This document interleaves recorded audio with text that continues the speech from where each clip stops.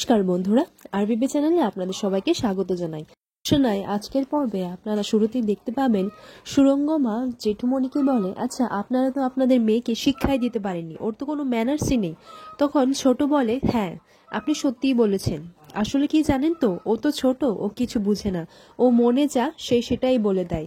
আর আমরা তো কেউ বলতেই পারি না, তাই না? আমাদের মনে যা আমরা তো সেটা বলতেই পারি না, তাই না ম্যাডাম? আপনার মনে যেটা আছে সেটা কি আপনি বলতে পারেন? বললে তো হয়তো সবটা সর্বনাশী হয়ে যেত। ওর সুরঙ্গমা বলে, মানে কি বলতে চাইছো? এরপর ছোট বলে, না না, আমি এটাই বলতে চাইছি যে ও তো বোকা, তাই ও সবটা বলে ফেলেছে। আপনি আবার অন্য কিছু ভাববেন না ম্যাডাম। এরপর সুরঙ্গমা বলে, না আমি ভাবার কি আছে, আমি তো ওকে নিয়ে ভাবিই না। পর জেঠুমনি বলে, হ্যাঁ আপনি আমার মেয়েকে নিয়ে ভাববেনই কেন, আর আমি সেটা আশাও করি না। আপনারা হচ্ছেন বড় মনের মানুষ, আর আমার মেয়ে তো ছোট্ট সামান্য মাত্র, তাকে নিয়ে আপনার ভাবতে হবে না। পর জেঠিমা মিনিকে তার কাছে রাখতে চাইলে মিনি বলে, না আমি এখানে থাকবো না। জেঠিমণি বলে, আচ্ছা তুমি আমার কথাটা শোনো না কেন বলো তো? মিনি বলে, না আমি রোশনাইয়ের কাছে থাকবো। এরপর মিনি রোশনাইয়ের কাছে চলে যায়। রোশনাই বলে, আমি তোমাকে বলেছি না আজকে তো একটা উৎসবের দিন, এরকম করে না। তখন মিনি বলে, আমি কি করেছি বলতো, আমি তো সত্যিটাই বলেছি। এরপর জানবি সে সুরঙ্গমাকে বলে, আচ্ছা আন্টি তুমি কি ভুলে গেছো? পর সুরঙ্গমা বলে, কোন কথাটা? তখন জাহ্নবী বলে, ওই যে স্পেশাল ঠান্ডায়। তখন সুরঙ্গমা বলে, না আমি কিছু ভুলিনি, যেরকম আছে সেরকমই চলতে দাও। আর ওটা গাড়িতে রাখা আছে, আর আমি হুট করে তো সবার সামনে এটা নিয়ে আসতে পারি না, সবাই দেখে নেবে। তাই সময় হলে আমি ঠিক সময় সেটা বার করে নেব। এরপর সুরঙ্গমা বলে, ওই মেয়েটা কালকে ওই কোম্পানিতে অ্যাড করেছে, আর আজ পর্যন্ত আমার মেয়েই করলো না সেই কোম্পানিতে। আসার সময় দেখলাম ওর পোস্টার লাগিয়ে রেখেছে জায়গায় জায়গায়। ওর জাহ্নবী বলে, ইজ দিস পসিবল, এটা তো আনবিলিভেবল, মতো একটা মেয়ে এত দূর চলে গেল।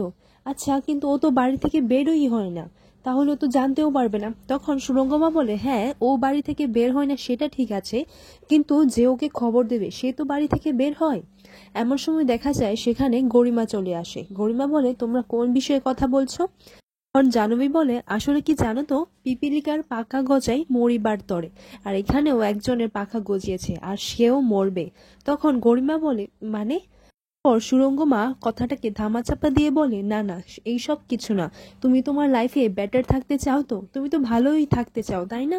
তাই আমি ভাবছি যে রোশনাইকে যত তাড়াতাড়ি পারা যায় তাকে এই বাড়ি থেকে বিয়ে দিয়ে বিদায় করব, তারপর সব প্রবলেম সর্ট আউট হয়ে যাবে। পর গরিমা বলে, কালকে কিন্তু আরণ্যক রোশনাই প্রোগ্রামটা দেখতে সেখানে গিয়েছিল, ও আমার জন্য যায়নি। কালকে বুঝতে পারেনি, কিন্তু আজ ঠিক করে বুঝতে পারছি। পর সুরঙ্গমা বলে, যত তাড়াতাড়ি হোক একটা পাত্র দেখে ওকে বিয়ে দিয়ে এই বাড়ি থেকে বিদায় করতে হবে। তখন গরিমা বলে, আচ্ছা আমার এইসব কথা এখন ভালো লাগছে না, আমি চাই ডান্সের প্রিপারেশন গিয়ে করি। পর সুরঙ্গমা বলে, আমার মেয়ের মনটা না খুবই নরম, তাই ওকে সবটা জানাইনি। তখন জানাবি বলে, হ্যাঁ জানানোর প্রয়োজনই নেই, কিন্তু হ্যাঁ দরকার হলে আমি একজনকে জানাতে পারি, সেটা হচ্ছে মেজমা। তখন সুরঙ্গমা বলে, তুমি কি শিওর? তখন মেজমাকে সবটা জানায় এবং মেজমাও বলে, আজকের পর আমরা সবাই খুশি হব।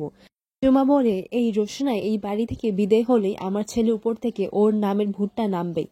পর সুরঙ্গমা বলে, ও তাই বুঝি, তাহলে দেখা যাক, হোপ ফর বেস্ট। পরের মুহূর্তে দেখা যায় আরণ্যক আর গরিমা আর বাকি সবাইরা নাচ করে।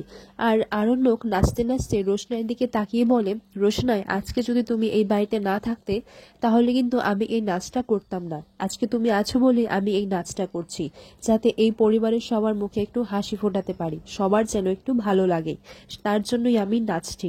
তুমি কি সেটা বুঝবে? তুমি তো সবসময় আমাকে কথাটাই শুনিয়ে যাও।